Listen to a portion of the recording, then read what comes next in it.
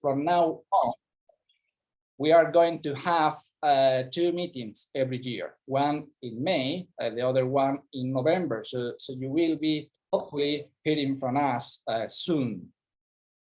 So thank you very much to all of you. Thanks to the institution supporting this series of workshops. Thanks especially to Bill for making this possible from a technical point of view. As Bill has said, everybody is going to be mute during the presentations. Also, please keep your cameras off so we can focus on the presentations. And of course, we are very much looking forward to reading or to hearing your questions, comments, or whatever you want to say. But for doing so, please do use the chat facility in Zoom. At the end of the presentations, we will have some time for discussion, and your question will be read and also answered by the speakers. So let's move to the presentations. That is what everybody is waiting for here. And let me introduce you to our first speaker, who is Yunchen Wang from the University of Science and Technology, Beijing. Yunchen is going to talk about the heritage of the electronic industry. And in doing so, she's going to use the Chinese display industry as an example. So Yunchen has a bachelor degree in architecture by Huazhong University of Science and Technology. And after she got this degree, she moved to Italy, where she spent 4 years and where she got 2 master degrees in architecture and also in cultural heritage. After that, she came back to Beijing and she worked as an architect for some time. And finally, she entered the School of Archaeology and Museology of Peking University as a PhD student. Finally, he got her PhD in 2020, and that very year, she came to USTB as a postdoctoral fellow. So Yunchen, please, we are very much looking forward to hearing your presentation. So the floor is yours. Okay, thank you, Juan. Thank you, everyone. I will share.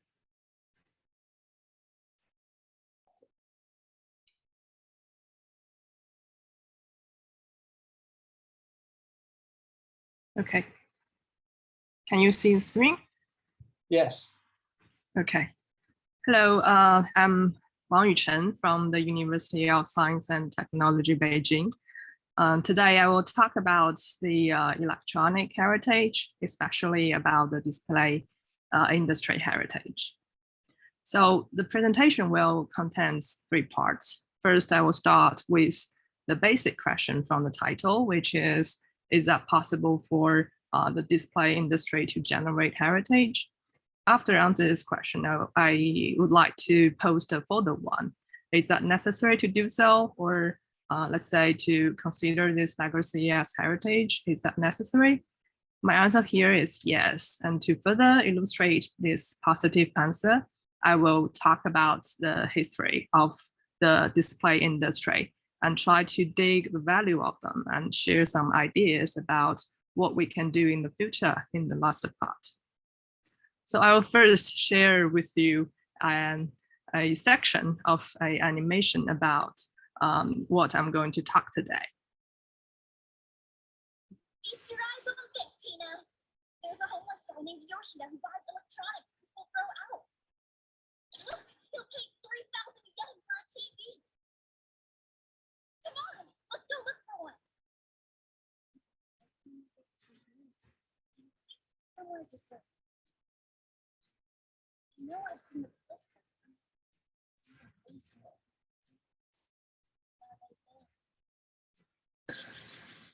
Holy crap, Tina, we found the father. This is almost so easy.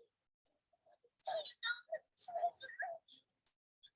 You stand guard, Tina. I'll be right back. Yoshida. Oh, my treasures.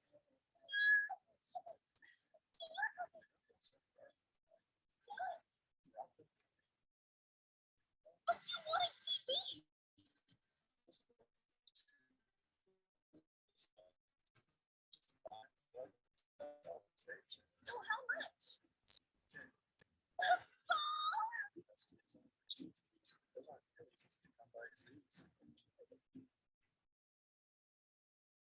Used to that? So the animation is talking about two girls want to find some TV, making money from selling them to a recycling merchant. They dream about getting a price like 3,000, but however, this number turns out to be 10 yen each, because what they bring there is the CRT TV instead of the HD one, or we say the LCD TV that the merchant wants. So I find this section really interesting because it shows us comparing to the LCD, the liquid crystal display, the CRT has already gone out of our daily life, even for a recycling merchant. He doesn't want it. And for the price of these two kinds, it's really different from each other. So here the question comes, as a thing of the past, is that possible to consider them, this display device and production lines, to consider them as cultural heritage? As for me, there are 2 points holds me back. Maybe your answer is more or less the same as my first reaction is no. And the 2 points are their age and their value. So their time seems a little bit too close to us, and the value of those legacy seems not that clear. So about the first point, actually, it is about the age value that I mentioned in the title. For one single heritage, one of the core consideration is that the completion of the intergenerational transmission. It's like an entrance ticket for being registered as heritage. So as for most of them, we consider the subject completes the intergenerational transmission when it was inherited from the last generation of human being. So as a result, the minimum age for the nomination is range from 30 to 50 years. We can see here the minimum age for recognition for historic building in Shanghai is 30 years and 40 years for Suzhou, China. As for the national level, the US, for example, is 40 years for registration is the minimum. This is reasonable, to be frankly, given the utilization period of a building with general functions. But when we talk about the electronic industry, whose intergenerational transmission is much, much faster than human being, the rule may be under reconsideration. Here, I use the Morse law, which proposed by one of the founders of Intel, Gordon Moore, to illustrate the extremely rapid turnover of the electronic industry. It says that the number of transistors you can put on a microchip doubles about every 18 months to 2 years. Also, when we look at the production line of electronic industry, here I take the Samsung display, for example. Its first 5th generation line starts the production from 2002, and it's only after 3 years it started the 7th generation line.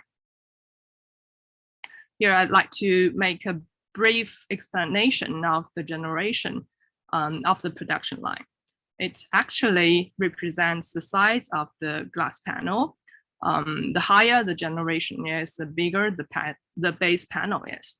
And in the meanwhile, the biggest the size of the production could be. For example, the size of the glass base panel for the first generation is 320 millimeter by 400 millimeter. And this number reached to 1500 millimeter by 1850 millimeter for the 6th generation. And it comes to nearly 3000 millimeter for each side when it's 10.5 generation. So in summary, what I want to say is the intergenerational transmission of industry is much more faster than that of human being. like 30 years, as we usually consider this as the years for one generation for people, is enough for 10 generations for a display industry. So it is natural to consider the cultural heritage from the human being's perspective. However, when it comes to the new forms of industry, where the technology and production lines really develop really fast, it is better to reconsider the traditional criteria to see if it still fits or not. As we can see from the display industry, actually we see the answer is no. So, and also because we have not taken this reconsideration, so we have already lost many of them before we notice it. So actually here is the first part and also one of my key points of today's presentation. And the second part is a question followed. Is that necessary to count this display industry legacy into heritage? I'll try to answer this question from 2 points, the history and the characteristics of them. So about the history part, I will have a quick review of the technological background of the display industry, following its local development in China that can be divided into 2 phases only, the CRT phase and the LCD phase. And the characteristic parts, I will summarize it after getting through the history, then sum up to part of the heritage value.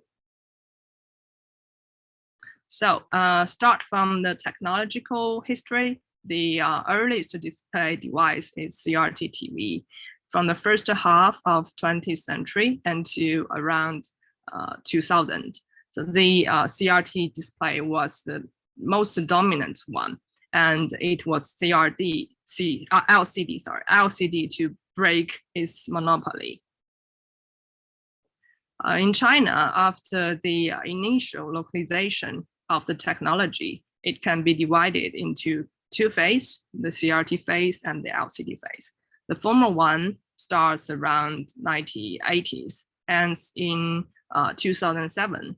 And for its period, CRT is the dominant one, and the LCD period followed it. Actually, the 2007, this time point, is even earlier from a worldwide perspective, as we can see here from the chat. And the LCD production replaced the CRT rapidly and almost completely. Why is that? This brings us the first characteristic, one of the most important one actually, the rapid turnover of its technology and production line. So if we make the comparison with traditional industry, such as the tea industry, it's even more convincing. Also in China, we experienced thousands of years for the tea tree domestication and the tea making technology improvement. Then after the invention of kneading and drying machine in India, the modern tea industry was reintroduced back to China in the early 20th century.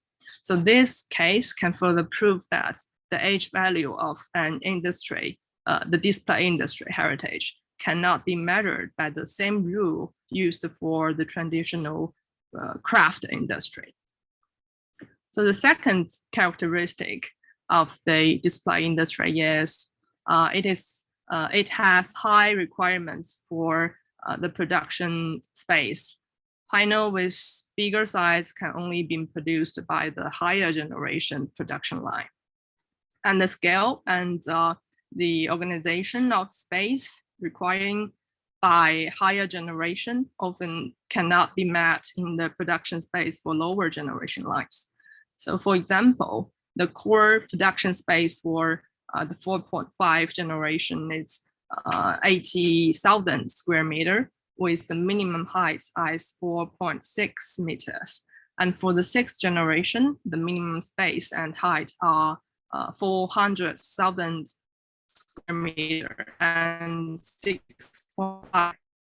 And for the latest one, actually, the 10.5 generation line. You can see here, the number is growing like 10 times of the area and double the height.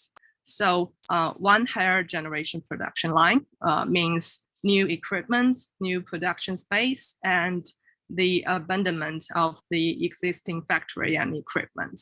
And the legacy is born in this process. So the third characteristic is that its developing process and industrial layout are closely related to the context of the time. Here I list two examples. The first one happens during the mid-20th century. In fact, the development of display technology in China started in 1950s. When we look at China's 12 years science and technology plan in around that year, we can see the electronic industry, including the semiconductors, was a priority developed area only after the missile and atomic bombs. So only after 2 years, in 1958, China successfully developed the black and white television set. So the following 10 years actually was a key period for the CRT display industry. And by the end of the 60s, the TV had become a commonplace for the developed country. But that is also the time that China pulled away from the international advanced level. One of the important reasons is, sorry, I get back. One of the important reasons is that the adjustment of the national industrial layout. For example, I showed here the large scale of the third line during this period. So the second example happened after the reform and opening up.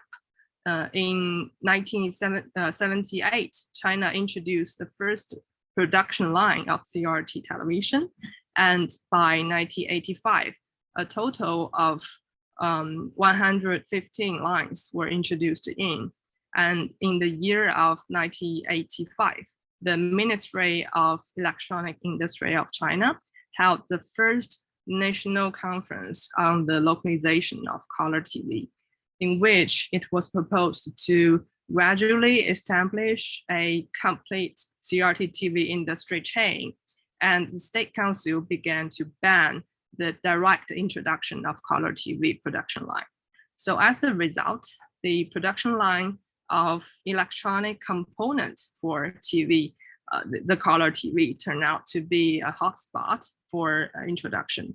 And from that year to 2000, a total of nearly 300 were introduced. Then today's last part, I would like to face to the future, talk about what we can do afterward. But before that, we will have a look at what's the situation now. According to the final product, there are two types of display industry heritage in China, the CRT and the LCD ones. So the CRT, the heritage of CRT type is much more than the LCD one and has wider distribution, with its funding time concentrated in the 90s and 80s in the last century.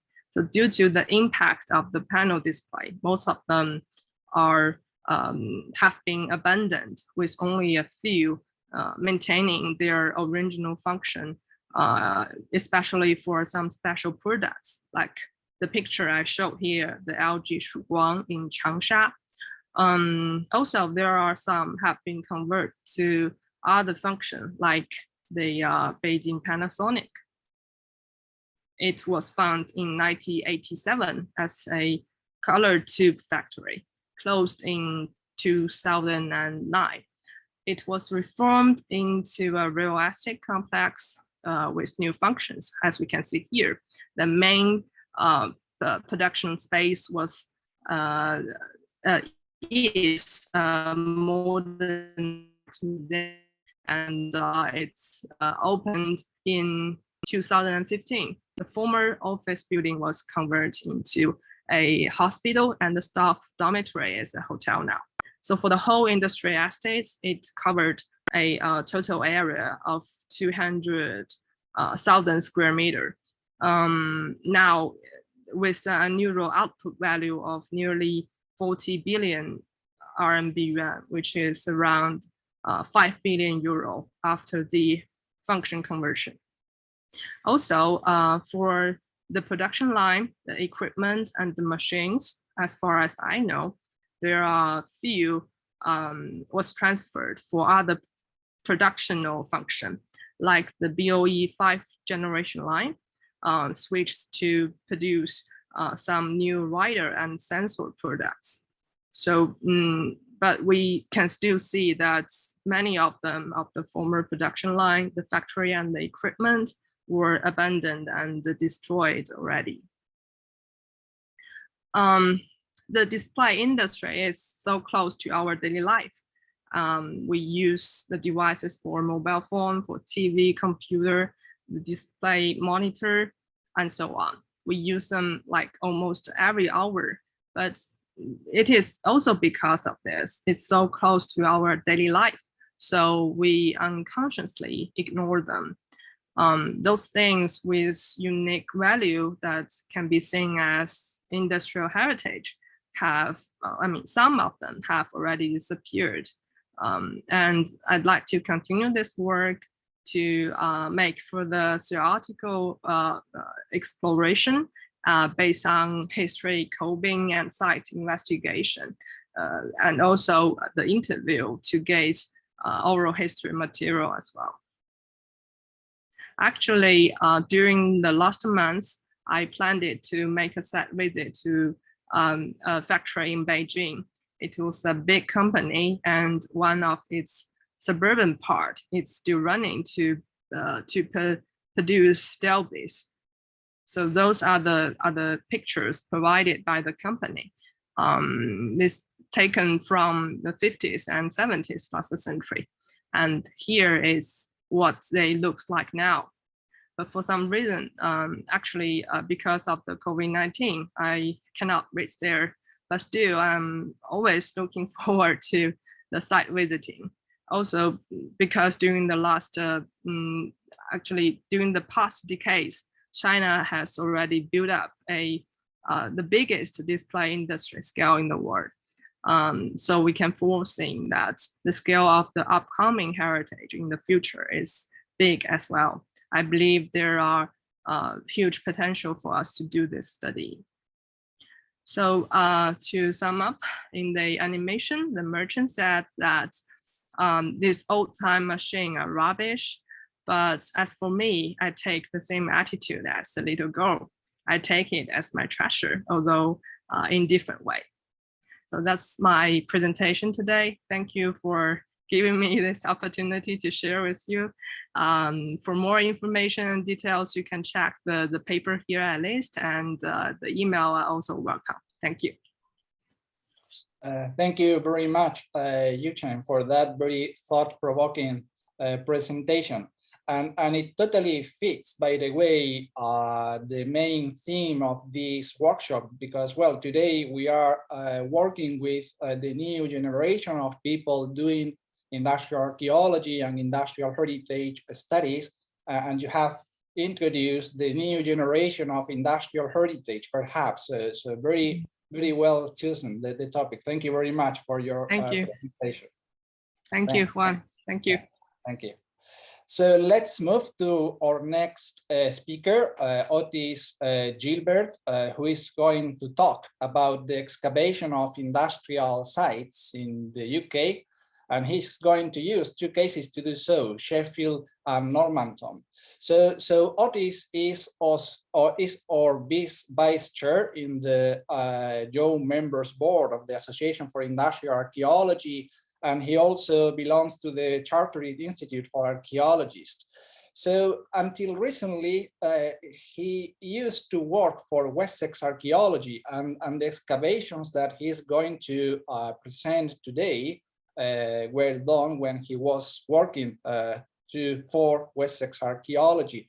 But recently, he has changed his job. Now he is working for Historic England. So we can say that he has emerged from the underground, and now he's applying his archaeological skills to the study of standing structures. But that is not what he's going to talk about today. Today he's going to talk about the excavation of industrial sites. So Otis, please, the floor is yours. Hello, I'm going to take you right back from the modern era, right back to the start of the industrial period, and we're going to look at some cementation furnaces and some early railway infrastructure. I've recorded my presentation, so hopefully you'll be able to see and hear it.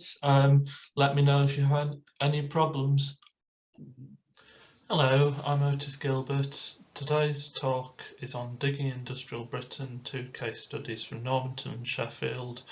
Both sites where I dug but didn't lead teams. They're both sites that are very interesting. One has a great deal of media coverage, one less so. So naturally I went with the other way around and showed you more of the site with less coverage, which is Normanton, and just a quick peek at the site called Holliscroft in Sheffield, which you can find out much more.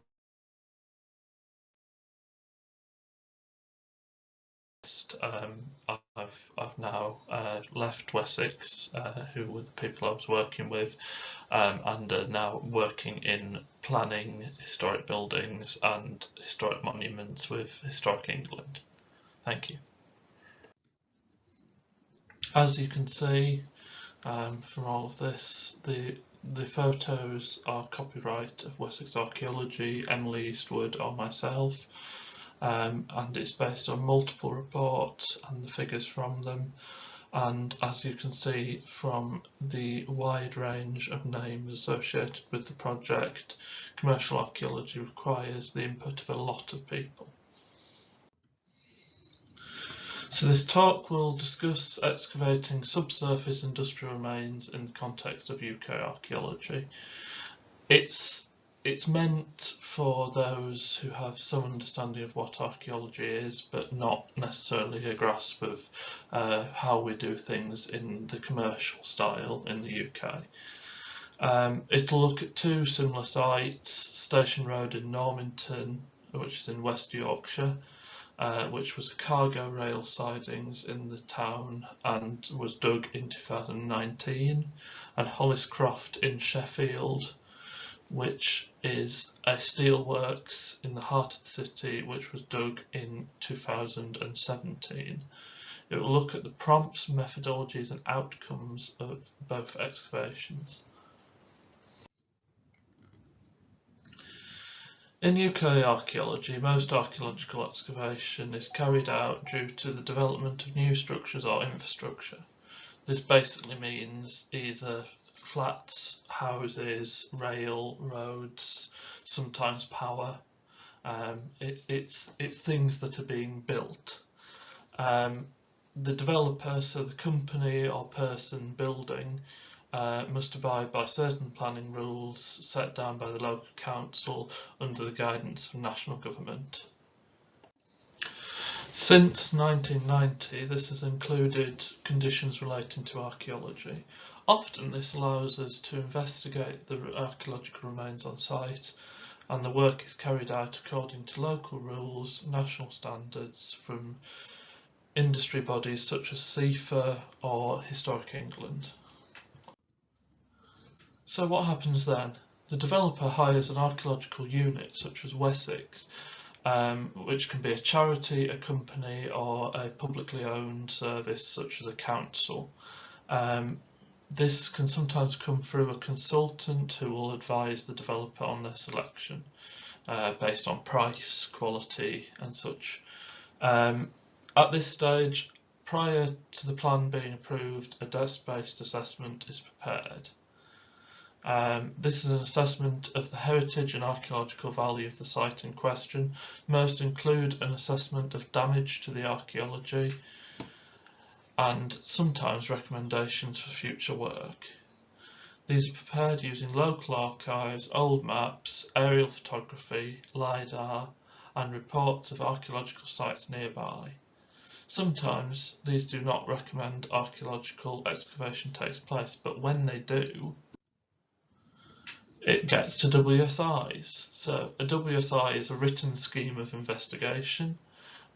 Once the need to excavate is identified, a written scheme of investigation is created by the archaeological unit, so the people who will be digging the archaeology, and it's agreed with the developer, the people who will be building afterwards, and the county archaeologist, who's an official figure usually associated with the local council, who is monitoring the process and checking it's carried out correctly. This will tell the archaeologists sent to the site where the site is, what the results of the DBA were, the purpose of the excavation, and the excavation and post-excavation methods to be used on the project. Often projects start with the recording of any standing structures, which obviously in the case of industrial sites are quite commonly there, which are recorded using drawings, photographs, and other methods before they're demolished to make way for the development. So fieldwork begins. A team of archaeologists, which may be anything from 1 to 20 plus people, who have the experience and training needed to carry out the work, arrive on site. The area to be excavated is confirmed. This is usually via GPS and usually to quite high accuracy. Safety checks such as looking for cables or asbestos are carried out, so we're not digging for anything that's going to cause us harm or cause the public harm. Any material above the remains is then removed with a mechanical excavator or digger. This is sometimes topsoil on a rural site, but is more commonly on an urban site, which is industrial. Your sort of demolition, levelling material, sort of bricks, mortar, rubble, that kind of thing. Sometimes you get a lot of clinker, which is the remains of coal that has been processed industrially. An archaeologist, usually one of the more senior on the team, gives instruction to the machine, while the machine is actually controlled by a trained driver. This is for safety reasons, essentially. We then start cleaning the site. So once the remains are reached, mechanical excavation stops. Any remaining backfill materials such as demolition rubble and clinker are removed by hand, usually using shovels. The remains are then cleaned by hand using large brushes, trowels, shovels, and any finds of any significance are retained, things that might help us date or understand the structures that we're looking at. Photos of all features are then taken at a high resolution and including at least one scale. Structures are drawn to scale, we use photogrammetry, which is the digital photography and piecing together of those digital photographs to create a 3D or 2D model. The physical relationship between the features is examined and then noted in what's called a Harris matrix, which is basically a big flow chart of when things happened. Features are surveyed in using high precision GPS. Drones may also be used. The features described on a form called a context form, and this is added to a sort of general site archive which can be referred to when you're reporting. Soon after the completion of an excavation, a report is created for the county archaeologist and the developer. This is known as a grey literature report, and these are generally publicly available but not officially published. Blogs may also be produced for the public understanding of the site. Later, if the site is seen as significant after further analysis of finds and the data off-site, a publication in a journal, monograph or popular magazine might be written. Normanton. So in 2019, developers plan to build houses on a derelict piece of railway land, which you can see here in Normanton in West Yorkshire. In April, a DBA was produced to support that planning application. It established that the site has the potential to contain archaeological remains relating to the 19th century use of the site of the railway sidings. These remains could be up to high heritage significance. Further archaeological work will be required. Its significance was as a major sidings at the confluence of three early railway lines, an important insight into early railway infrastructure. The WSI. So in May 2019, after the DBA was written, a written scheme of investigation was created for what's called an evaluation excavation. This is small trenching before we work out whether or not we need to go in with larger areas to have a more complete look at things. It set out that 7 small trenches would be dug over potentially significant features identified in the plan, which you can see that are at the side, which is an 1846 plan of the sidings. The trenches looked at the stables, which is number 1, as well as turntables, the station building, the engine house and the gasworks. Fieldwork was carried out by Wessex Archaeology and led by Emily Eastwood with a small team which included me. The evaluation, as I said, fieldwork was led by Emily Eastwood and I was present on site. You can see me trying to photograph a turntable in that photo to the side. Of note is the fact that there's actually a current station which is called Normanton right behind the site. This isn't where the original station was, but is more or less parallel to it. The evaluation was successful in its aims. Archaeological features were uncovered in all 7 trenches and survived in good condition. These features largely lined up with the station buildings and turntables marked on the 1846 plan. That's coming directly from the evaluation report. Essentially, it was successful in all its aims, and that's what's important to get to the next step. So we go back to WSIs. Now, we did a WSI for mitigation, which in this case was as a large-scale watching brief across 2 areas. Sometimes when we talk about watching briefs, we mean one person standing while demolition takes place or topsoil strip takes place. In this case, it was a large team of I think about 4, and we managed to fully strip areas before any further subsurface demolition took place, and fully record all features. So, given that the evaluation was so successful and showed the excellent preservations of remains, further archaeological mitigation was deemed as necessary. And these are to 2 main centres. Area 1 focused on a platform, turntables, while Area 2 focused on the engine house and also an associated gasworks. After some very difficult days, it was very cold, as you can see. That was very icy and quite wet, but luckily it did drain in the end. We had success. We found everything we were expecting to find, and it told us a lot about the archaeology of that site. So in Area 1 we found the retaining wall, which held the actual platform up, which you can see in that picture to the left.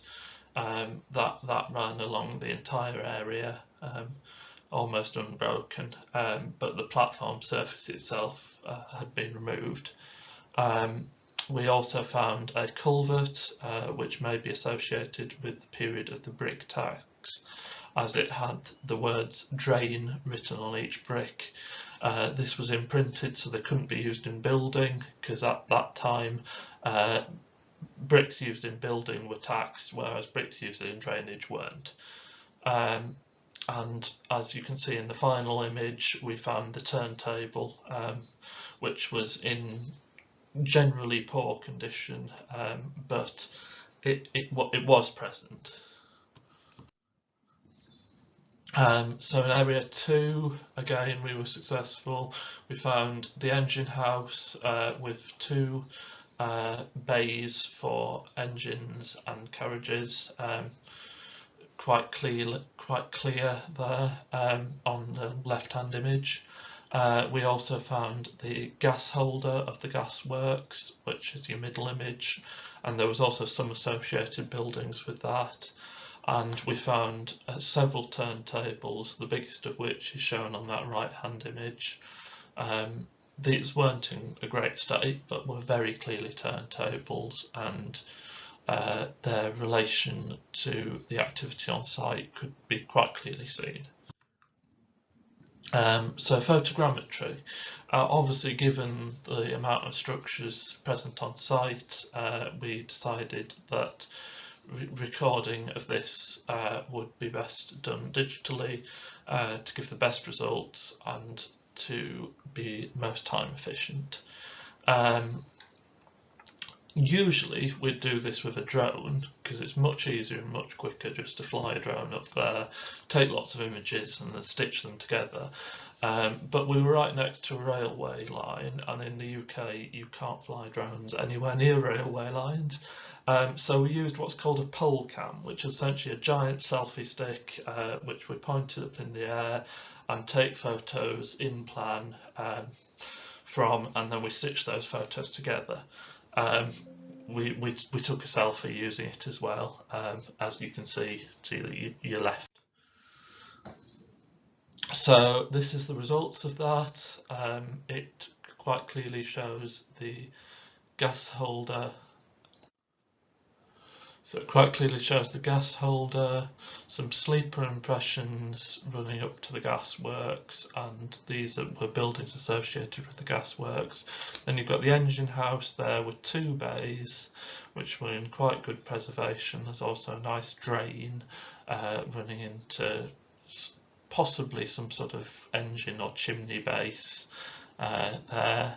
And we've also got an associated small turntable, which probably allowed the engines to more easily get in and out of the engine house, and then a larger turntable which related to these sleeper impressions and also that smaller turntable, and would have fed on to the main line.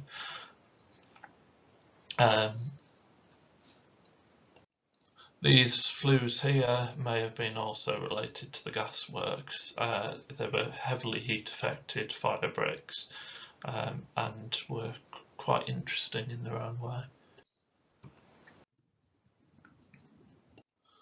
So, publication. A grey literature report was produced, which you can see to the left there, and is probably available if you ask Wessex politely for it. And there are hopes that the results will soon be published in an article for a popular train magazine. And as you can see, the site has now been built on, which is a large collection of houses, and the archaeology we studied has been removed.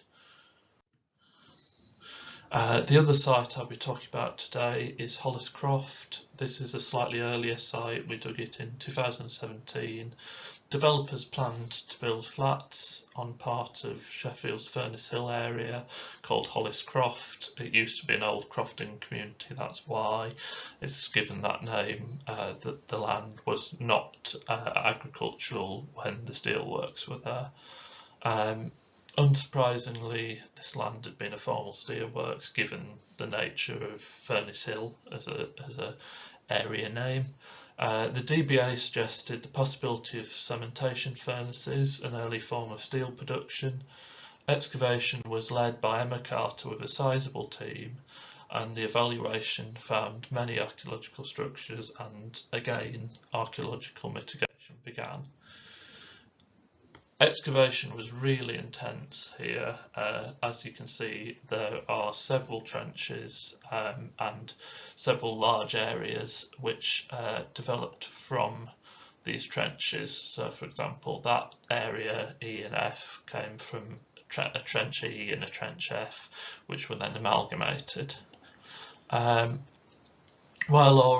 all areas located structures, E and F found remains of the cementation furnaces, and they were extended to meet one another. As you can see there, we've got two cementation furnace chests, which are where the bars of steel would have been slotted in, with air coming through here and heating it up. There was various flues and associated structures around them. This went to publication. A large number of site tours were given while the site was still open, and the site even appeared on the local news. A grey literature report was written, and this was able to go into great detail over the structures and the people who lived and worked in the area, over 300 pages, due to some great archival research by our reports officer Ash Tuck. YouTube videos were created and many talks were done in the local area. Then, in a slightly innovative way, our project manager, Millie Rajic, was inspired by the site and the public interest it generated to create an online comic book based on the site, which you can see to your left and is available free if you want to read it. It links through to the published article in the journal Internet Archaeology, so you can click through, see photos of the site, see sections of the report that are relevant to the comic, and this innovative approach has increased interest in the site. Comparing the two sites, while both sites look at significant well-preserved archaeology and both sites have rich data relating to them, Holliscroft becomes more significant due to perhaps the most important factor in any archaeology: interest. When we generate interest in sites, whether that be from the profession, public officials or the media, it allows us more time and more resources to create better publications and in turn create more interest from that. It's something of a self-fulfilling prophecy. In the case of Holliscroft, this really worked. In the case of Normanton, maybe not quite so, but it's really vital for industrial archaeology in the UK and elsewhere that we spend a good amount of our excavation time and a good amount of our research time thinking about how we can gain public and professional interest in our sites. Thanks for listening. I hope you enjoyed the talk. If you've got any questions, I believe there'll be a Q&A session at the end of the workshop. Thank you very much. That was, I must say, a super informative presentation. Brilliant, because, well, you know, of course, you know, very few countries outside Britain excavates industrial sites, so the proper excavation of industrial sites. Very much the idea behind my presentation was I'm aware it's a very rare thing, and from my experience of doing it, it really it's something worth doing. It's something worth seeking funding to do, because there's a lot of archaeology we see as lost, but actually the foundational elements and the basements and things like that are still very much there. They just need to be dug. Yeah, absolutely. So brilliant presentation. Thanks. I'm really glad that many of my industrial archaeology students are here watching this. Thank you, Otis. And now we move to Portugal, where we have Mario Bruno Pastor from the Portuguese Catholic University, who is going to introduce his part of his PhD research on the Gulen mills of northern Portugal. This is a very interesting research indeed, and I know what I'm talking about because I'm lucky enough to be Mario's PhD co-supervisor together with Professor Eduarda Vieira. So I'm pretty sure that all of you are going to find this very interesting. So, well, beyond being a PhD candidate in heritage studies at the School of Arts of the Portuguese Catholic University, Mario also has a master's degree in heritage and cultural tourism. Besides, it has a bachelor degree in history and archaeology, as well as a postgraduate degree in economic structures and industrialization. So now he's going to talk about, as I said, about these Gulen mills from northern Portugal. And I think that his presentation is going to be very interesting because there are few material remains of them, but he has been able to still analyze such material remains using other sources of information. So please, Mario, the floor is yours. Thank you, Juan.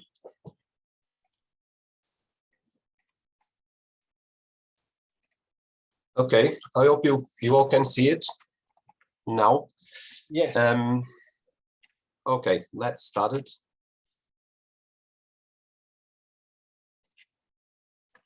In the mid-19th century, the growing industrialization process in the textiles in Spain, namely Catalonia and Aragon woolen production, drove some small domestic weaver families to the Portuguese hinterland, where they continued their activities. One of those families was the Millanos from Zaragoza. In 1863, the family settled in Torre de Moncorvo in the province of Trás-os-Montes. And in 1878, they started to mechanize their woolen production, building the first woolen mill in the region. A few years later, in 1884, the family moved to the mill to the nearby parish of Felgar. And at the beginning of the 20th century, the family built a new mill, a modern factory in Vila Nova de Gaia, in Porto's industrial region. These mills were almost unknown beyond historical records. This communication will present the process and the results of the location and the identification of the Millanos mills in Felgar and Gaia. Here you can see the route, the migration route from Zaragoza to Torre de Moncorvo. Moncorvo is very in the Portuguese innerland, a very inhospitable region. And in the 19th century, in the second half of the 19th century, we didn't have even industry in the region. And then in the late 19th century, early 20th century, the same family moved to Gaia and Porto. By the Atlantic, and Porto is the second city in Portugal, so a much more industrialized region or area. The first Millanos mill was installed in Manuel Millanos Senior's house in Torre de Moncorvo city. The original house do not exist anymore. This first mill, it's lost. We don't know exactly where it was. It was in the center of Moncorvo, but it's lost. In the 1881 industrial inquiry, this small mill had a horse chin, a Spanish version of a spinning mill, and two looms. Only this spinning mill was the mechanized machine in the mill. The mill was registered as the only mechanical woolen mill in all Trás-os-Montes province in the northeast of Portugal. The Millanos produced traditional Portuguese blankets. We call it here the cobertores de papa. It's a very traditional blanket. They are still made today in Alentejo, and they were very popular during the 19th century and even the 20th century because they were cheap and they were very, very accessible. In 1819, the following inquiry, the next industrial inquiry, also registered only one woolen mill in Trás-os-Montes, but this one was in Felgar, 10 miles away from Moncorvo center. This new mill was the second one built by the Millanos. And this is the center of the Moncorvo, and Felgar is here. As you can see, it's in Trás-os-Montes, in northeast of Portugal, in the Iberia. It's very remote. When we tried to found this Felgar mill, we only found this this landscape. It's very rural landscape, and the mill, it's here inside or behind these trees, the all of this land, and it was very difficult to locate it. We tried to locate it by satellite imaging, but this is the result. Today it is very difficult to identify the mill in the terrain. So we have to. This is a Google image image from 2019. So it's relatively new, but we can see much of the remains. So we have to rely on historical orthophotography. This one from the 1940s, from the Portuguese flight, the SPLL. It was a company that covered and photographed Portugal in the 30s and in the 40s. We can see the mill. As you can notice, the structures and the perimeter of the structures can be easily identified. There are other historical orthophotographies. This one is from 1947 from the Royal Air Force from Britain. And this one is the late one, the last one I found. It's from 1958 from the United States Air Force, a flight they covered Portugal in 58, as I said. Well, this is the first attempt to locate and to delineate the perimeter of the mill. In the terrain itself, we found it, and the mill is still have the wheel, the iron wheel, and all the gears. This is a drive shaft from it's inside the mill. It's still there, the pit, but it was never excavated or even preserved. So I think we'll need Otis to come here to help us to excavate and clean this mill. The oven for dyeing and the boiler on the oven is still there. It is in loco, in situ, and the bleaching tank also in the perimeter. It's interesting because this boiler is there. In a space of 4 to 5 months, he lost the bottom of the boiler. So the degree of degradation is it's very fast, as you can see. This is the interior of the mill, the Felgar mill. It's very, very empty, but we can see you have 2 floors. And the main entrance. This is a west view of the mill.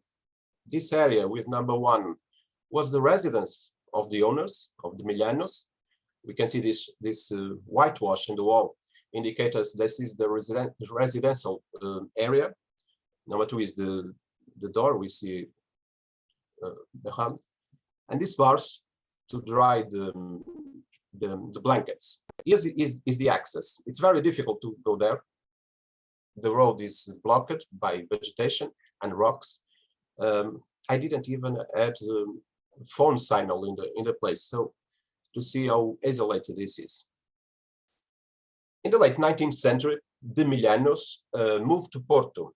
This new Millano is Manuel Millano Jr., son of the founder of Felgar Mill. He moved to Porto, as I said, and with 2 associates, 2 entrepreneurs, his father and son, the Oliveira family. They have no connection to the textile industry or the woolen industry in particular, but they have money. So they invest with Millano to build a new factory, a new mill in Gaia.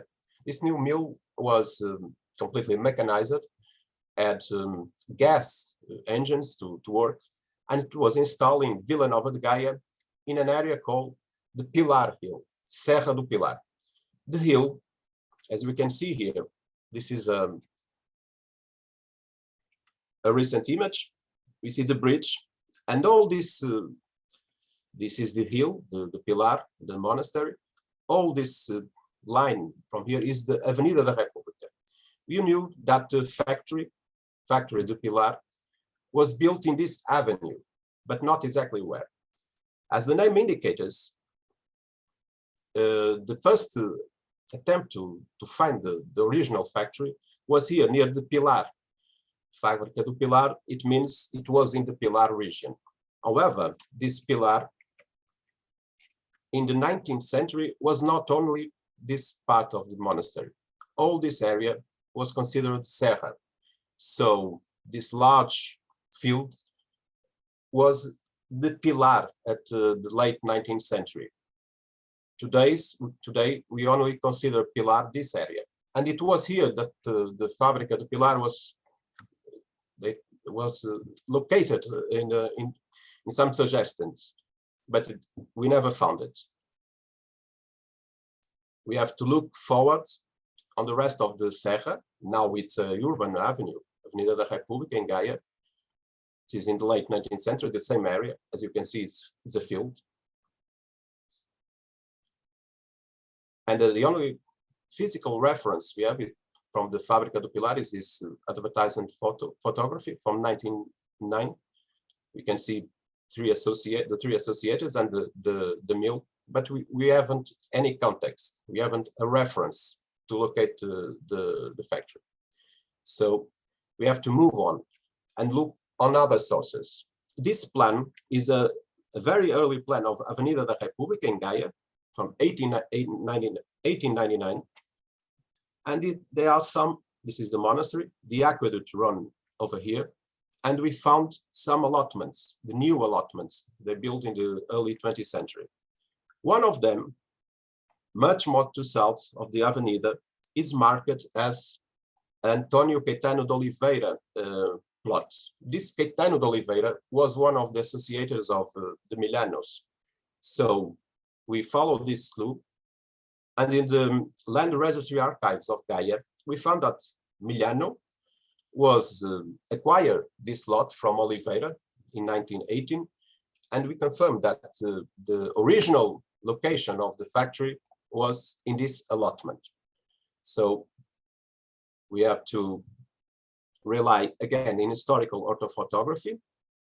This is the 1958 flight photography, and you can see as number 3 the same area of the plot as an indication it is the factory, the Milano factory. We geo-reference the image over today's image from Google Earth, and the factory was in the late 50s. It was still there, the building, not in production anymore. It was mainly a warehouse with houses on the edges, but the building was still there in 1958. Today, we don't find it anymore. It was demolished, and this picture from 1973 shows us the demolition was demolished to build the building. It's a supermarket and houses, flats on the Avenida da República, but the memory of this original place with the Fábrica do Pilar is lost. We don't have, there wasn't any reference of this industrial building before the supermarkets and the flats they are there today. So to conclude, I think I was very fast in the presentation, but I had to not lose myself. So in conclusion, before this work, there was no previous study of the Milanos mills in northern Portugal. The reference to the Moncorvo and Felgar mills were sometimes even overlapped and referred us to being just one mill. Some publications consider the two mills, the first mills, the one inside the house of Manuel Milano, and the other one in Felgar, as being only one, and it's not right. Felgar's mill location was barely known, but its memory was more or less preserved in the local community. One of the ways to find the mill, the Felgar's mill, was to talk with people in Felgar, the small village. However, its past was not entirely understood and not linked to the migrant Milano family. The memory in Felgar about the woolen mill is linked to the next family that owned the mill, a local family from Moncorvo. In Gaia, the Fábrica do Pilar's memory had a different perception. The local memory of the mill does not exist, and the academic reference of it suggests that the Fábrica location was nearby the monastery, on the upper side of Serra do Pilar, and that's what we consider today the Pilar's Hill, and not all the adjacent area. The identification of its original location, around 1 kilometer south, is now known thanks to a more comprehensive and interdisciplinary approach to the investigation, especially with the use of the historical orthophotography georeference. We use those historical orthophotographies in quizzes to overlap it, to georeference over today's satellite images. That's why we could locate with precision the mills. Demonstrating that lack of material remains does not mean that archaeology research cannot be conducted, since many of the former physical features of the sites can be traced via other sources. Other sources was these documental sources, the plans, the register archives. Those registers are still active. They are not historical registers. They are open to the public because they are land registry. So it's a source that is not always much explored by investigation, academic investigation, but they are very, very important because they give us the location, with precision of the former plots where some of the mills were installed. The plans, as I said, and advertising images like this one from 1909. So I'll end now the presentation. I think it was very fast, but if you have any questions, we can discuss this later. We gain some time with the presentation, so be free to give your feedback and your questions. Thank you again. And Juan, I pass the ground to you again. Okay, thank you very much, Mario, for this very good presentation. It's actually quite good that we have seen your presentation together with Otis' presentation. Yes, I was thinking on that. Yes, so we have seen these two different ways of doing industrial archaeology, right? With very few excavations outside the UK or outside the US as well. And you have also demonstrated in a very clear way how industrial archaeology has this very multidisciplinary way of working, in which, well, we need to deal with different sources of information, and we need to be able to read these sources onto the physical space. I think you have provided a fantastic example. Sometimes searching the sources is also an archaeological process. These aerial pictures, they weren't available or well known. We had to dig for them in the archives. Good, very good. So thank you very much. We will discuss more later. Okay. Okay, thanks. So now we move to Brazil, and we move to the early morning, very early morning, where we are going to meet Tiago Muniz from the Federal University of Pará, who is going to talk about the rubber industry in the Brazilian Amazon, in the rainforest.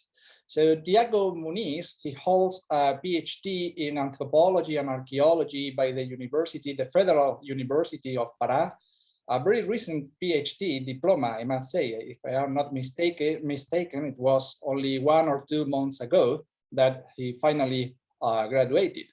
And beyond that, he also spent 1 year as a visiting researcher at the Department of Cultural Sciences at Linnaeus University in Sweden, where he worked with no other than Professor Cornelius Holtorf. And also, Tiago holds a master's degree in archaeology and a postgraduate course in quaternary geology, these two from the National Museum, together with the Federal University of Rio de Janeiro. And I think this is very interesting, also a bachelor's degree in biological sciences from the Rural Federal University of Rio de Janeiro. So here we have a young researcher who is able to bring natural and social sciences together to do contemporary archaeology and historical archaeology, and of course industrial archaeology too. So I think that we are, all of us, very much looking forward to hearing from your presentation, Tiago. So please, the floor is yours. Yeah, thank you. Good morning. Can you hear me? Yeah. Yes. Okay, so I'll start sharing. Yeah.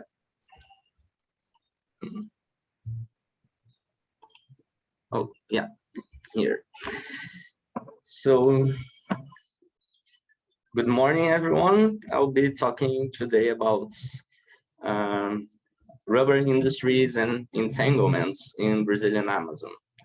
At first, I have to make a little introduction on rubber materials, such as gloves, boots, shoes, and tires, and even condoms, that were materials that provided things for our globalization and expands our interactions with the environment, and also to improve medicine and make us who we are today. And some would say that it wouldn't be possible to be modern without rubber.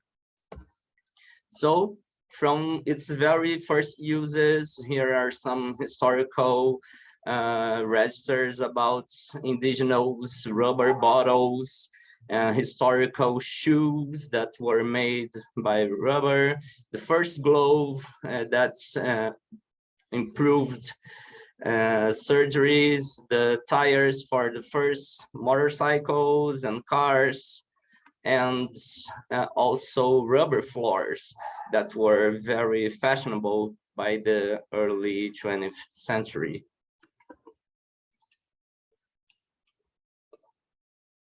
So none of this would be possible without Henry Wickham, and he was the responsible to get 70,000 rubber seeds from the Amazon, and then he took these seeds to Southeastern Asia, and here you can see him himself with a rubber tree in Malaysia.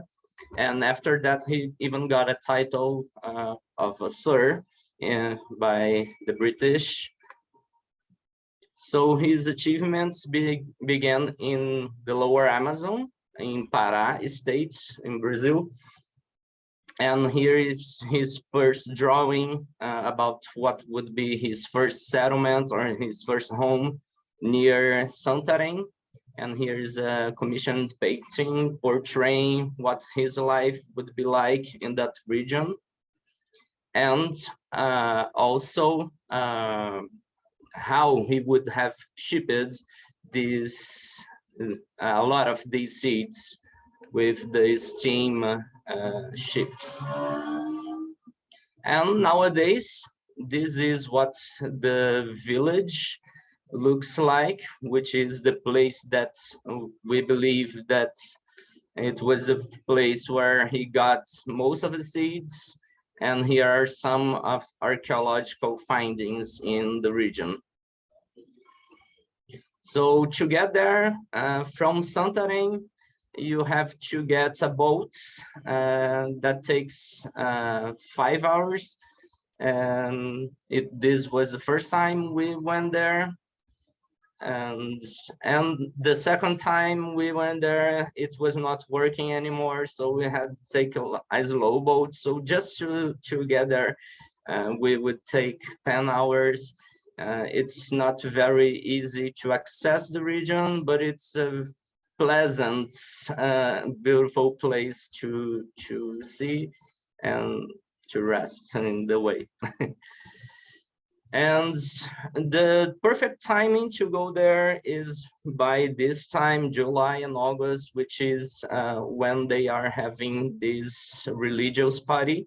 And then you have many, many elder people there. So it's the perfect timing to get the interviews for your research, if you may.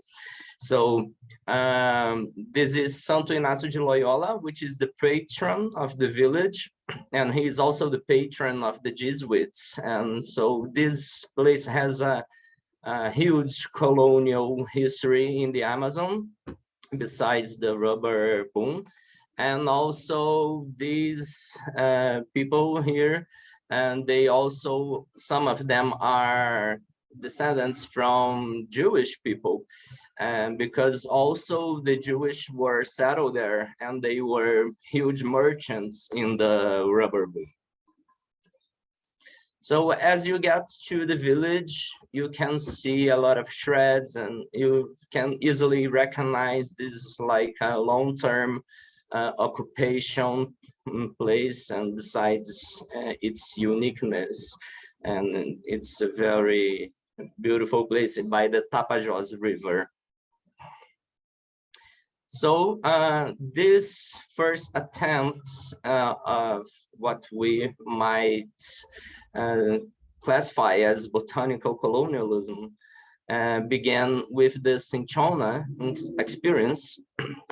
At first, the British, they applied this method of transporting seedlings with the Wardian cases, collecting tea from India, from China to India, and then they applied this transportation method to the Cinchona, and then they also shipped these seedlings to Calcutta, and the India officers, they even went to Peru. Sir Clement Markham, he got the help from Richard Spruce, which also lived in Southern by a certain time, Robert Cross, and all of them sent like 100,000 seeds and 637 seedlings of Cinchona.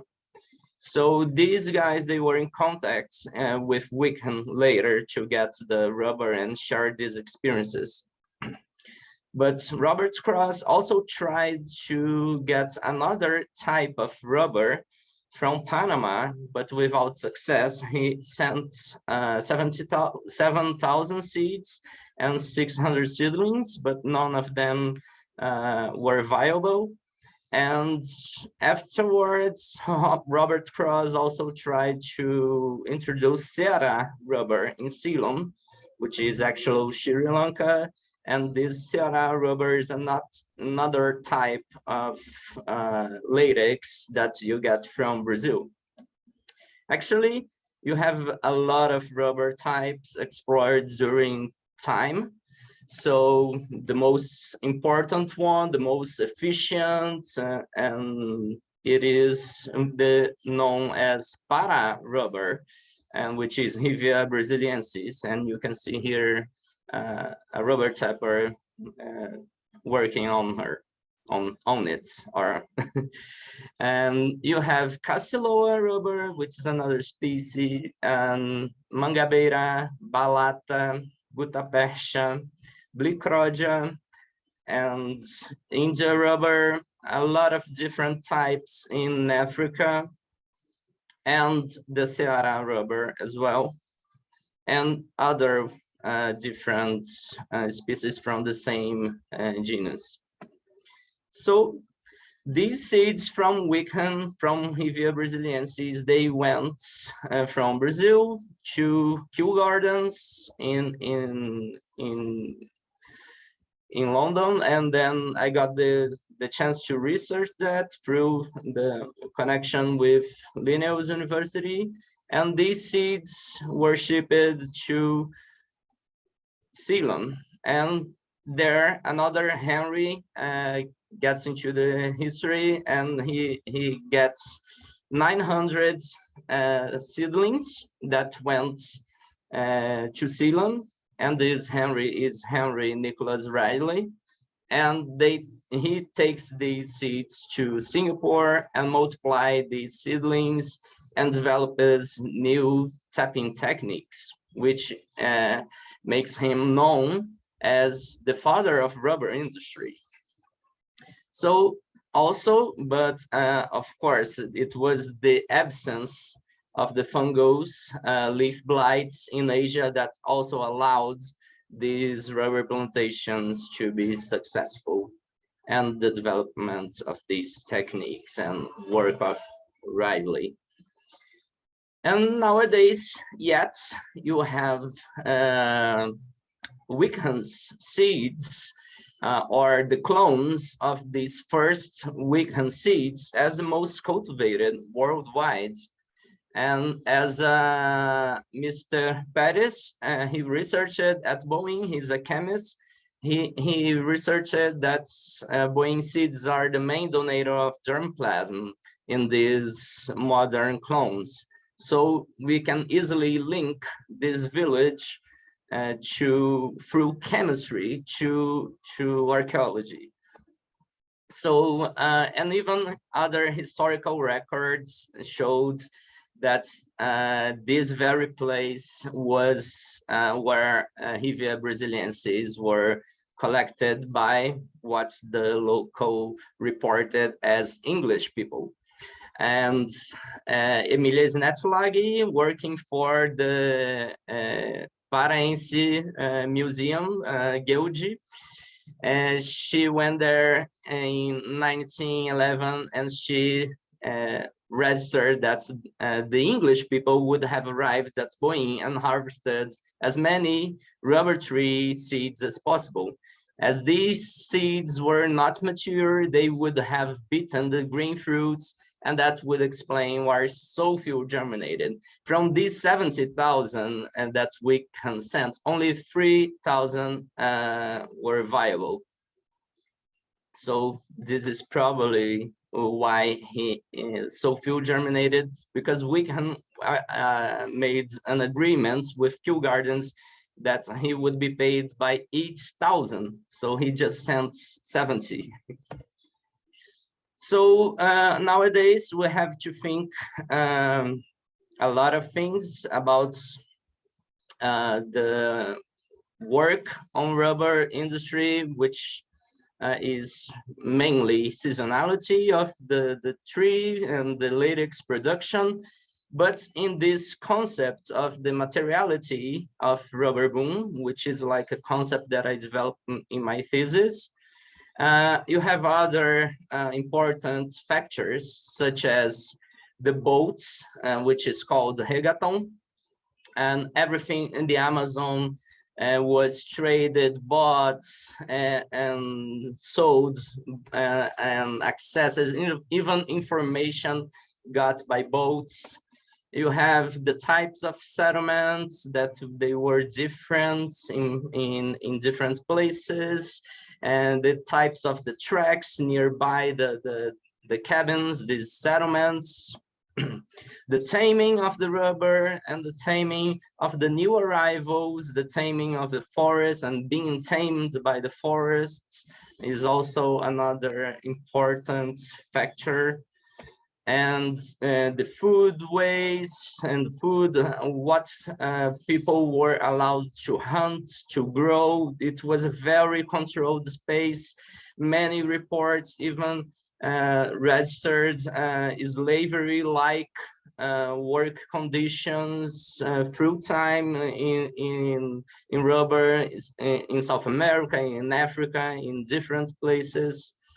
And what we call the aviamento, that would be these relations of getting renting the lands, getting the things rents, and getting always in debt, but you couldn't never pay this debt. So there were a lot of rules in this system.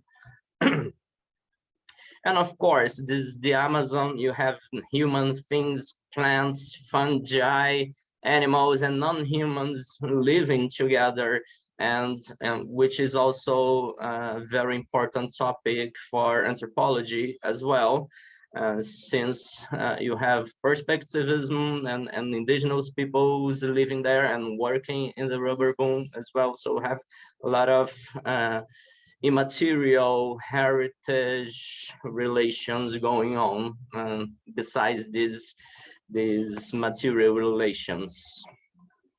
So just to show what the reggaeton, the boat, would be like, this kind of settlements and the production of this rubber industry in the late 19th century here. or in early 20th century, you can see they were using the technique of smoking rubber, which was also very unhealthy, because these gases, they are very unhealthy, and these people would have a lot of problems, and also this could be considered as some sort of toxic heritage as well, besides the toxic relations. So just to show some of the techniques that were made and how they were changed through time, you have the use of axes and tramps and collectors to get the rubber, the latex, and this would be done all over the tree. You have this technique of braceamento, like surrounding the tree, but this would exhaust it very fast. And even Wickham himself, he showed the traditional techniques, as they would say. But everything changed since the tapping knives were created. So you have different methods introduced, and such as the spiral and the cut V-shaped, the conversion of two methods, the diagonal and the V-shaped together, and different types with X and tramps, spiral, diagonal, and fishtail, which is nowadays the most used in Brazil. And what we get from the fieldwork experiences, we see like different layers in the rubber trees. We can see that they were, we can see like an archaeology of the technique and these cultural modified trees. And you can see that they were exhausted. These strange shapes, they were created by tapping with X. And then you can see also the marks of the diagonal cuts. So you can see that they were changing, the techniques were changing, and that this place is really old. And this is at the Boeing village. And here in the field work as well, in the surroundings of the rubber trees, you have a rubber tapper that found a lot of these stoneware bottles and glass bottles, and it is nearby these trees. He took us there. This is his settlement there. And these bottles were analyzed since they were firstly related to Wickham, and the glass ones, the beer bottles, they were not from the same time, as we could analyze the marks and get to these dates. But who knows, probably these stoneware bottles, they were they could be from the same time as Wickham had been there. So but the possible uses, at first people thought that Wickham tried to smuggle and to put the seeds inside the stoneware bottles and take them, but he made just once what people say it would be a robbery, but it was not actually a robbery. Wickham has been portrayed as the thief in the end of the world, but most likely he would have paid people to get with these chests, traditional chests, put them in the back and go to the ships with that. So, and even the rubber tree seed is very big, and you could not even fit them inside of the bottle. So for a postdoc, maybe I'm thinking, and we already collected the sediments from within the bottles and from the surroundings, and we're trying to analyze its uses. And if they are also part of this materiality of rubber, and there are local recipes that people would put different oils and things from other recipes from the forest inside in storage, and then would add for the lytics would be used faster. So we already tried some to extract some info, but that's another story. And these are some of the elder people I talked to. Some of them were almost 100 years, and they had almost 100 years, and a lot of these info I only could get from them. And you have also the change of the rubber trees, the change of techniques, and also the change of the plantation systems. You have the transition from the Seringal Caboclo to Apogeu, and the notion of the Amazon as a society with geography, but without history. You have many rivers, many things in the Amazon going on, but many people don't talk a lot about these histories involved.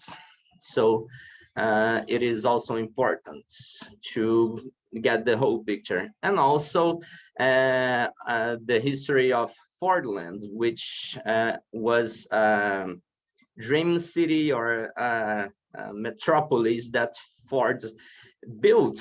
Actually, he built in the Amazon, and it was not just a place for the industry, it was a whole city for the people, for the workers. So here we're talking about different settlements and how this material heritage and also industrial heritage and immaterial is important to get the whole picture of the rubber industry, and not only focusing in the buildings, but also in the workers settlements.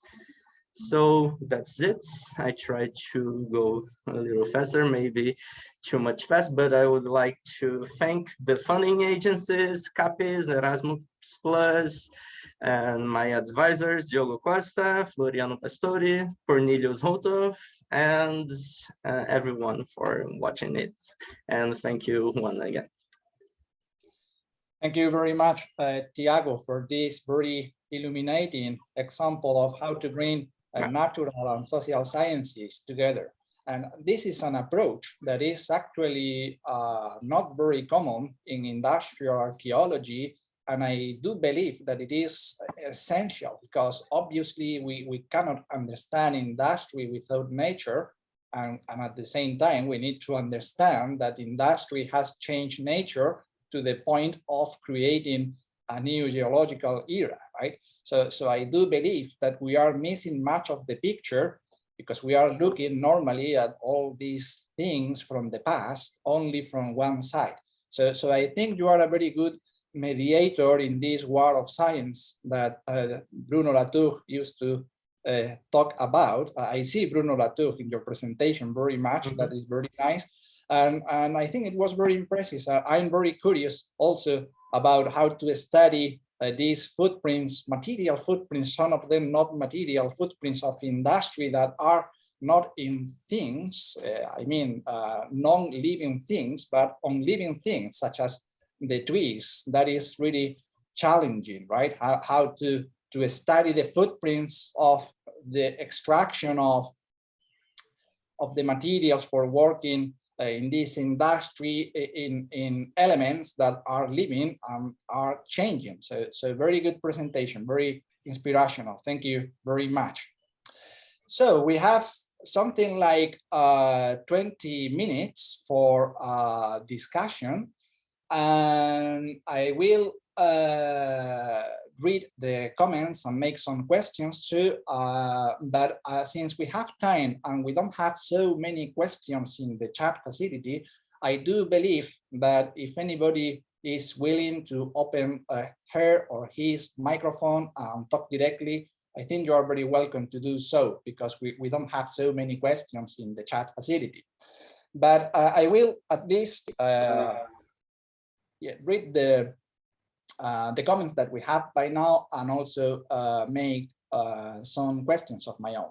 So for Yuchen Wang, Margaret Ingham said, when I started in IT, we used paper tape and punched cards to input data to mainframe computers. Now, the mainframe that filled a room in the 60s is less powerful than an iPhone.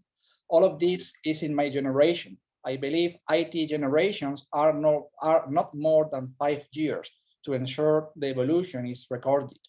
And Bowie T said, very professional. The high generation line is not only a revolution in production capacity, but also represents a larger area and higher cutting efficiency, which can make the price lower.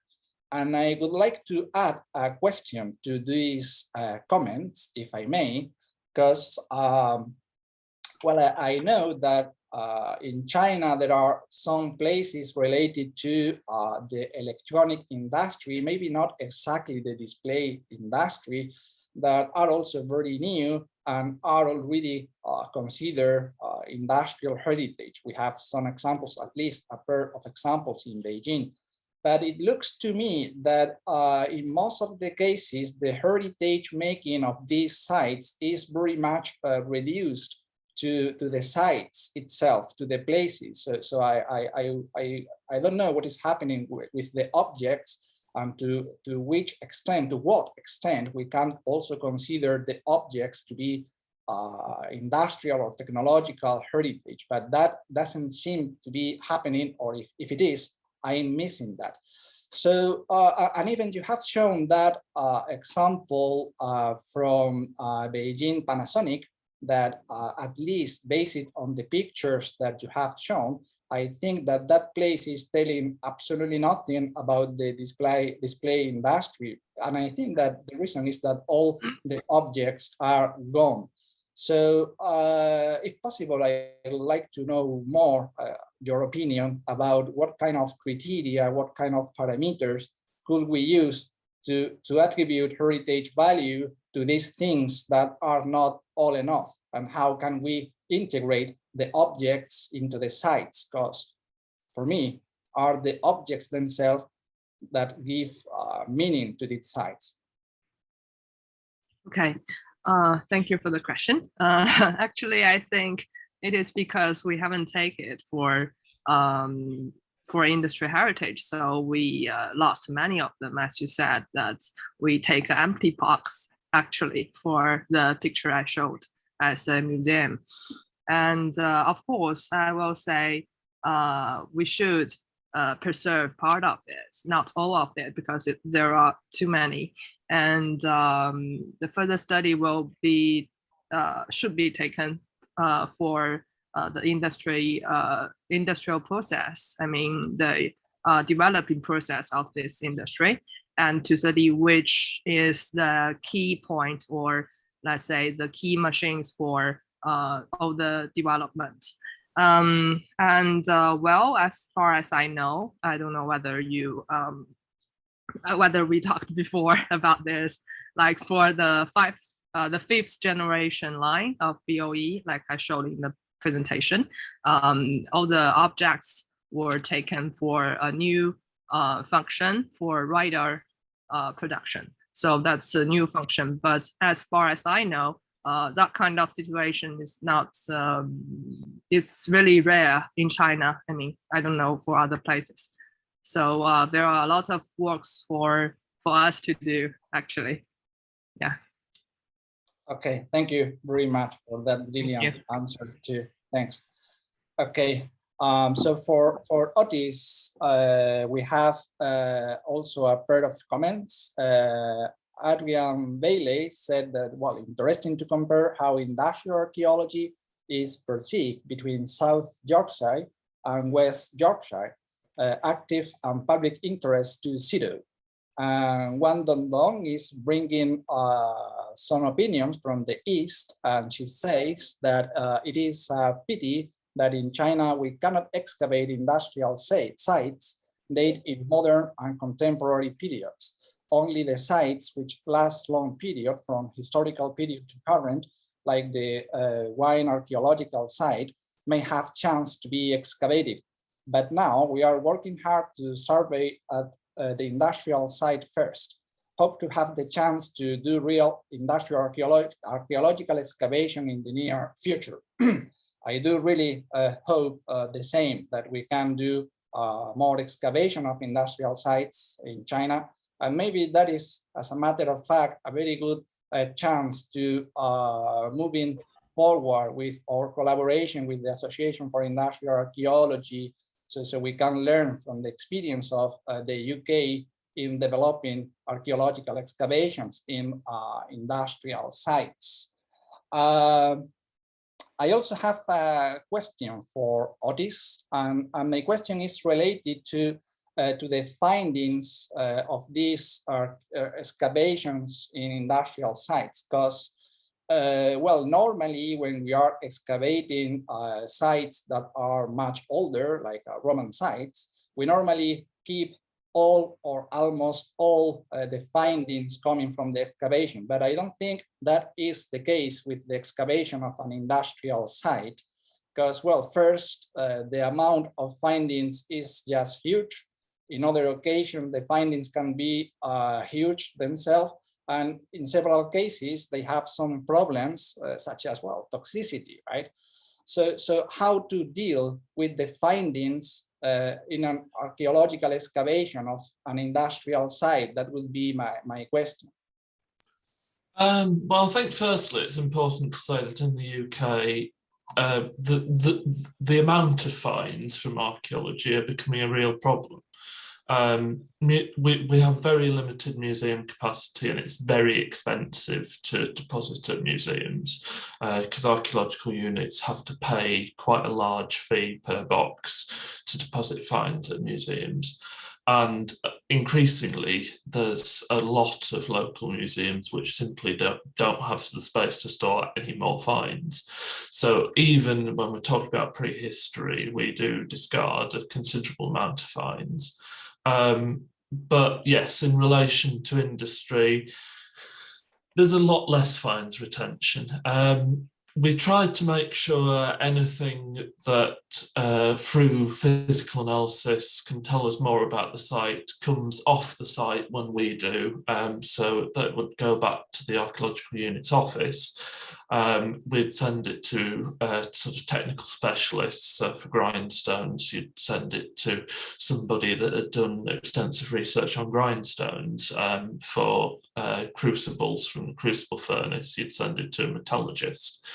They'd be able to tell us sort of roughly where it fitted in the phase of development, what materials we used to create it, and often after that we can get a 3D model using photography and laser scanning if something's deemed to be important enough, and we can preserve it digitally that way, and that can be preserved alongside our reporting. But realistically, unless there's something that has real significant local heritage value to it, so for example the sign from outside a famous factory might be preserved by the local council because they might like the look of it. Similarly, a developer might see grindstones or millstones and think, I can incorporate them into the building and we can deliver heritage value that way.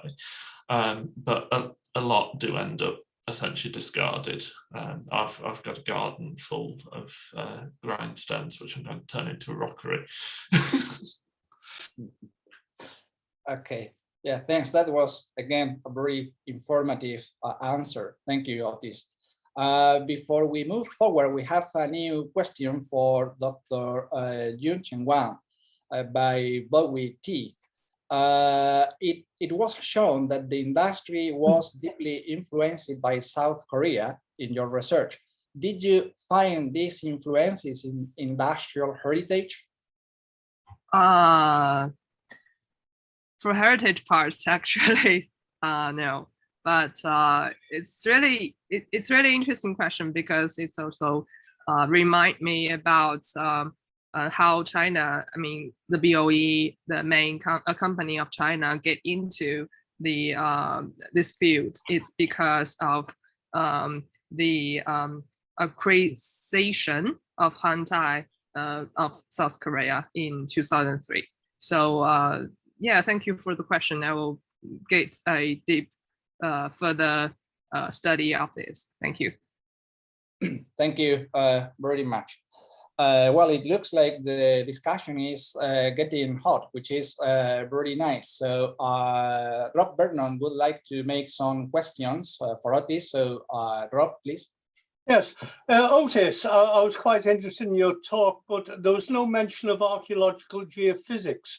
Do you ever conduct archaeological geophysical surveys on industrial sites to actually split up the components of the site, to actually identify where you might put test pits?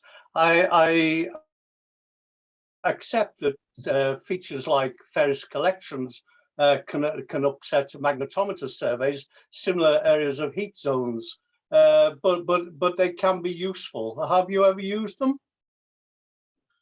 Not personally on an industrial site. Generally, I would say that any conventional form of geophysics, apart from perhaps LiDAR, simply wouldn't pick up industrial remains. In my experience, backfill materials tend to be brick, stone, clinker, things that would give a response as strong as the structures surrounding them. So it would be sort of a meaningless static, essentially, unfortunately. There is potential for LiDAR, particularly looking at the mills, which Mario was presenting. If we were ever stuck in a forested area where we knew there were structures, a really good way to find them is getting the LiDAR data. So in Britain, we have LiDAR data for almost all of the country for flooding reasons. So you can, LiDAR's like a low elevation radar system. So it shows where there's bumps in the ground, and it can be very easily used to identify where walls are and what shape structures are. And that's definitely got some use potential in industrial archaeology.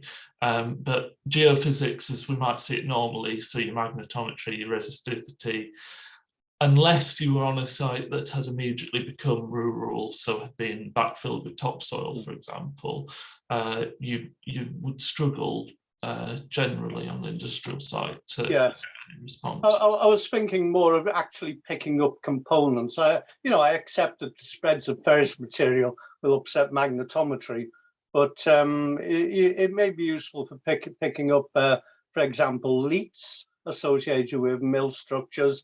It may be useful for picking out brick drains, for example. In the example you showed where there was a drain. I mean, there's certainly some potential for it. Again, with leaks, you're really better to use LiDAR because they come up as if they're still there on LiDAR. It's incredible. But yeah, so certainly if you were doing an intensive study on drainage of a site, it would perhaps be a good option, yes. Yeah. One more question for you. Presumably you will produce a risk assessment prior to excavating an industrial site. I was curious, for example, with the railway siding area at Normanton, obviously it would have been a prime target in the Second World War. Do you actually incorporate any risk assessment for finding, for example, unexploded bombs on a site like that? Absolutely. Archaeological risk assessments in the UK go to 30 pages generally, and cover all sorts of risks. I mean, I mentioned asbestos and live cabling in the talk, but as you say, unexploded ordnance is a problem, and it's a problem we're very aware of. There is geophysical ways to test for that. Generally, specialist companies do that rather than archaeological companies. but it can give us a hint on where might be safe to dig and where might not be safe to dig. Local authorities also keep really good maps for the purpose of building, which show the subsurface risk of there being unexploded bombs. These are based on air raid reports from the 1940s, and generally give you some good indication of whether or not you should have bomb disposal on site or whether there's not much risk. For Normanton, there was no risk identified with it. It was never a site that was targeted, but various sites in Sheffield, including Holliscroft, did have some risk associated with it. So we were given basic training in how to identify something, what to do if we did identify something. Sheffield is well known for having quite considerable amounts of unexploded ordnance. I know that when they were extending a basement to the local W.H. Smiths, which is in the centre of town, on the main street, they found a bomb that could have blown up streets worth of buildings, and they had to spend several years, I think, trying to work out how to safely remove that. But yeah, I mean, I've never personally been in a situation where we've had an exploded ordnance bigger than sort of bullets and things. But there's quite robust procedures in place for it, and we generally get out of the way, warn anybody that might be in danger, and call the appropriate disposal teams. Thank you, Otis. Interesting. Thank you, the two of you, for this interesting discussion. And Feng Shijin has some questions for Tiago. Please, Shijin. You are mute. Okay, now. Yeah. Thank you, Juan, and thank you, Tiago. Yeah, it's very interesting topic. Because in my research, I know the alum has been sold to the southeast of Asia from the early of 20th century, and it has been used for the axe industry. So my question is that in your research, do you find the same situation? It means whether the axe industry has used the alum. Thank you, Tiago. What he has used? Alum.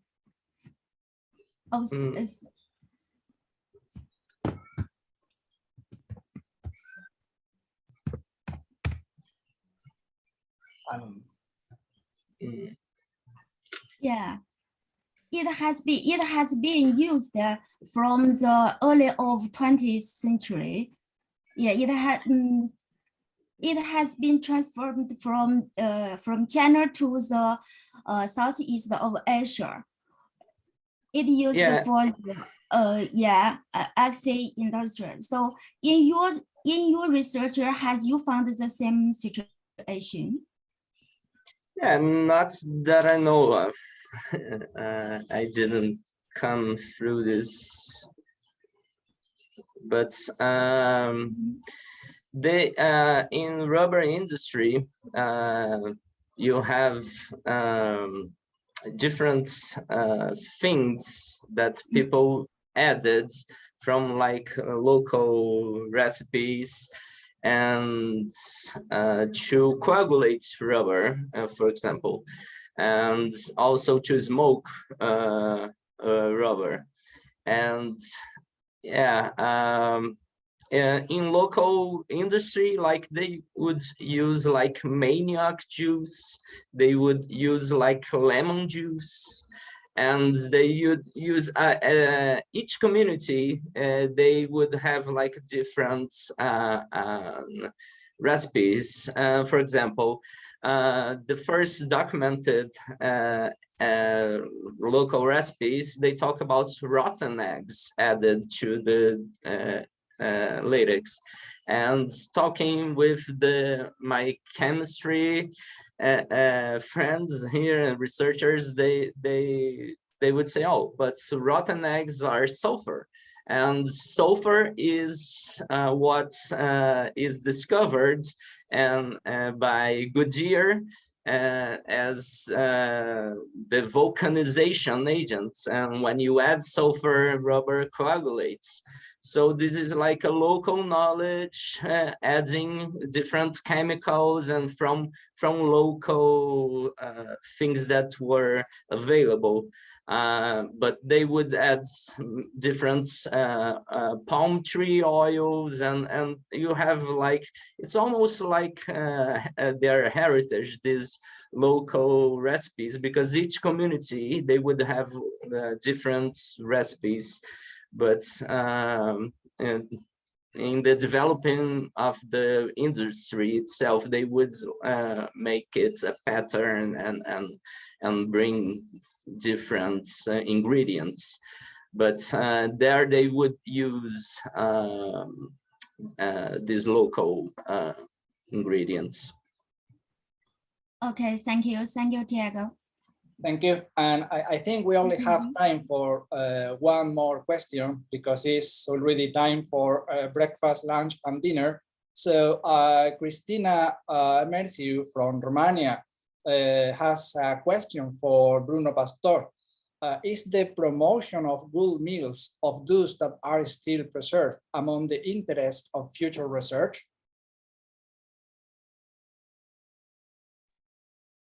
Well, it is. It's always an interest for future research. However, in Felgar, for instance, I contacted the archaeology department from the municipality, and they are interested in the mill, of course. But the budget, it's very short. They don't have the resources to invest in the preservation of the mill. They have an interesting project in the area, in the iron mines of that region. It's also an industrial archaeology project, but the mill itself, it's a little lost in the region. And well, it will be fantastic if we have financing to preserve that mill, but I don't believe that it is viable in the next years. And there's another problem. No one knows exactly who's the owner of the mill. I tried to find it, but the register books of that area, that land plot, it's missing. It's not in the archives. It's lost. I knew the family who owned the mill, but they don't know exactly who is the owner. So that's another problem to the preservation for a preservation project. Okay, thank you very much. So just before we go, I think that Stephen Broadhead, has a question regarding whether the Liverpool conference is going to be available online, right? So maybe Bill. I posted Stephen a direct answer on that.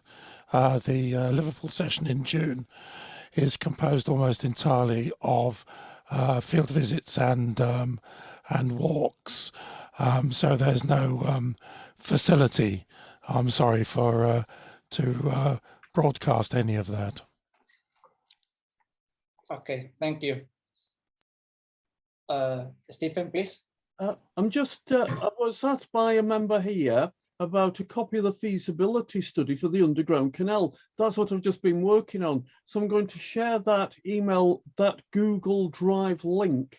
So if anybody wants a copy of Geraint Cole's project that costs less than 10,000, I put in more money than anybody else, which is 1,500. It's for free. Anybody wants a copy of it, let me know. I'll send you a Google link and you can enjoy.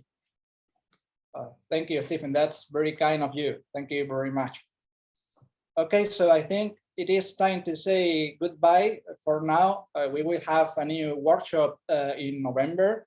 So thank you so much to the presenters for the fantastic work you have shown today. Thank you very much to the attendees for all your amazing questions. And thanks to Bill for taking care of the technical realization of the whole thing. So thanks to you all. Have a very nice Saturday and see you soon, hopefully in person. Bye-bye.